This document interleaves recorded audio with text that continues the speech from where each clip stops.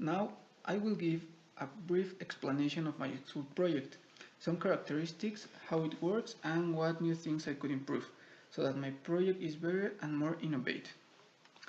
To begin, it is worth mentioning that I'm doing this project together with 3 other friends of my classroom, and we have a time of 4 months to conclude it.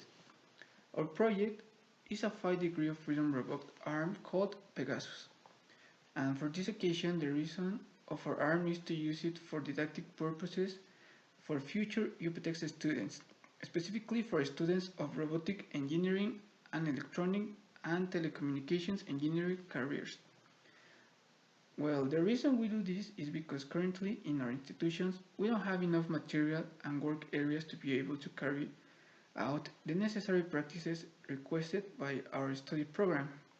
However, instead, we only study the theoretical part, and that is not enough for our academic training because our career involves more physical and didactic practices. On the other hand, something that is helping us a lot in this project is the help and guidance of the teachers. Thanks to their extensive experience as teachers and their enormous knowledge, we have been able to get ahead with this work, and they have also given me a couple of ideas for improve our robot. Some improvements that I have in mind to make our arm more effective are the following. Number one, make a robot can be programmed in open source.